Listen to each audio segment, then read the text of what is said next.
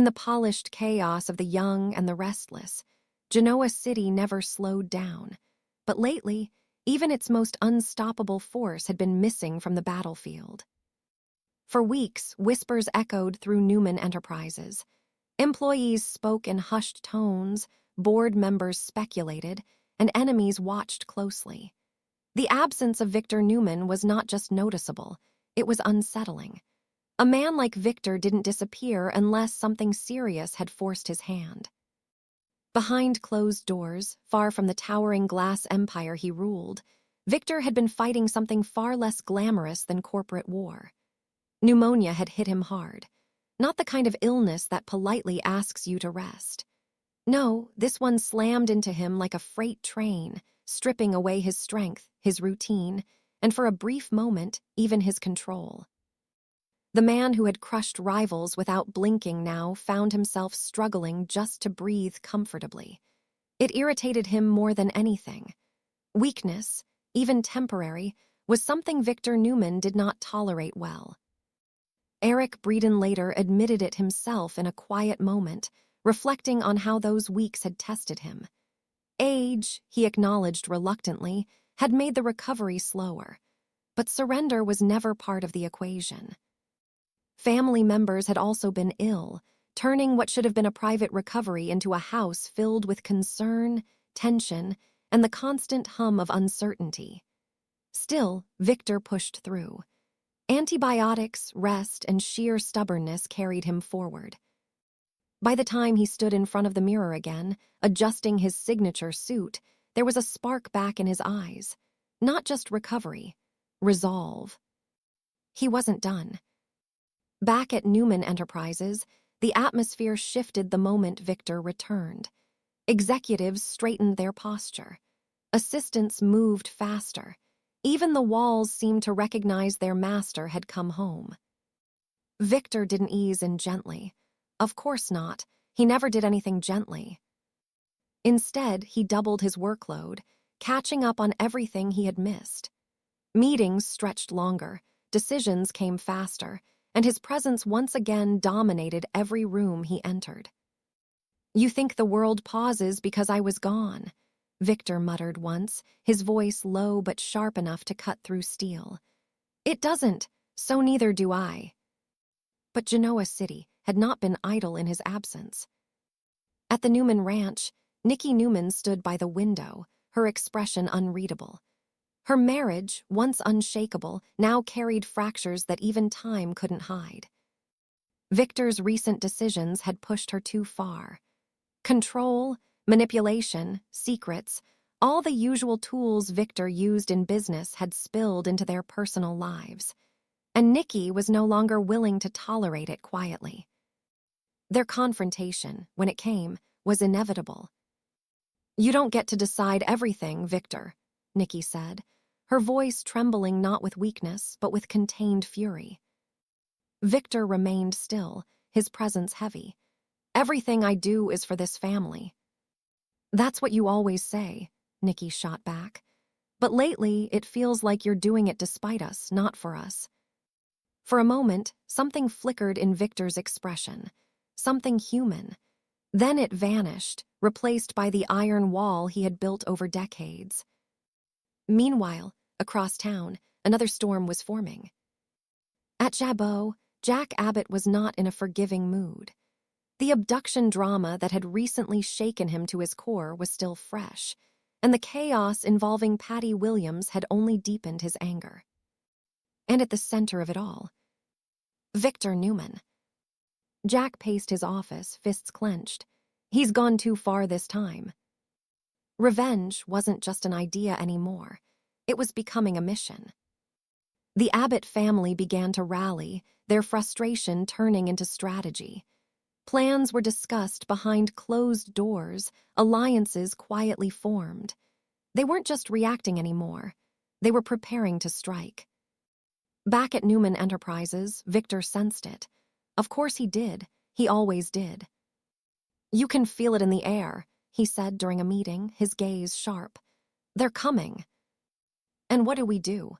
an executive asked nervously. Victor allowed himself a faint, dangerous smile. We remind them who they're dealing with. But beneath the confidence, there was a subtle shift. The recent illness had reminded Victor of something he rarely acknowledged. Time was not infinite. Strength, no matter how legendary, had limits. Still, if Genoa City expected him to slow down, they were in for a disappointment. Because Victor Newman didn't retreat. He escalated. And as tensions rose between the Newmans and the Abbotts, as Nikki's patience wore thinner, and as old enemies sharpened their knives, one thing became painfully clear. The real battle was just beginning. Victor's return didn't bring peace. It brought acceleration. If Genoa City had been simmering before, now it was boiling.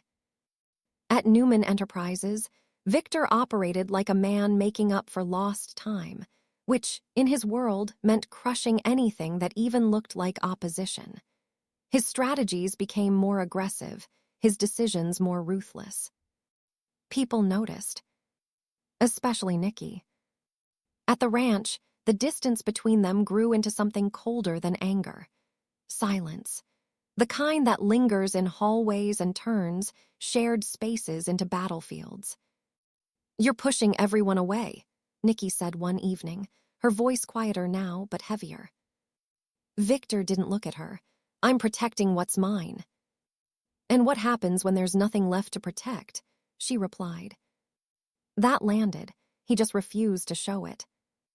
Across town, Jack wasn't waiting anymore. The Abbotts moved forward with their plan, targeting Victor where it would hurt most, his empire. Business deals began slipping through his fingers.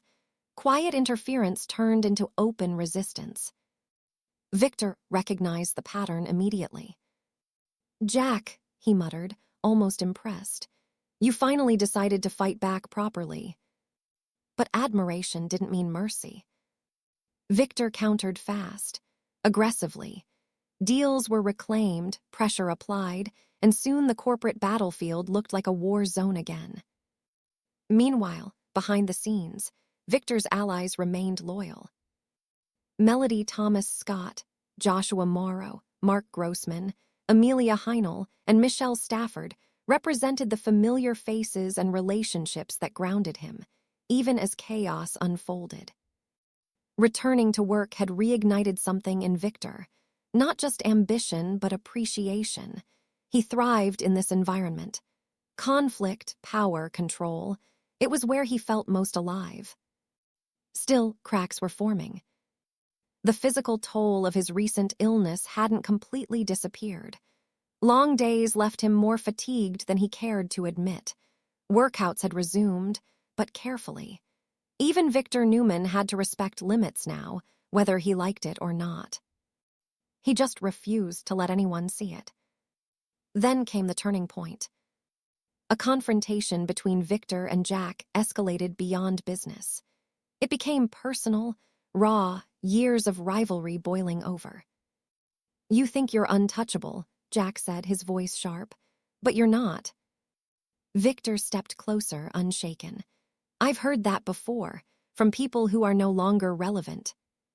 But this time, Jack didn't back down. And for a brief moment, something shifted, not in power, but in perception. Victor realized that his enemies weren't just reacting anymore. They were evolving. Back at the ranch, Nikki made her decision. She wouldn't be controlled, not anymore. Whether that meant walking away or forcing Victor to change, she hadn't decided yet. But one thing was certain. The old dynamic was gone. Victor stood alone in his study that night, the city lights stretching endlessly beyond the window. For once, the silence didn't feel like control. It felt like consequence. His empire was intact. His enemies were still at bay. But his personal life was fracturing, and even he couldn't dominate that battlefield the same way. Still, Victor Newman wasn't built to surrender. He adjusted his cufflinks, his reflection steady once more. "Let them come," he said quietly. Because in Genoa City, storms didn't end. They just changed direction. And Victor Newman. He was still the eye of it,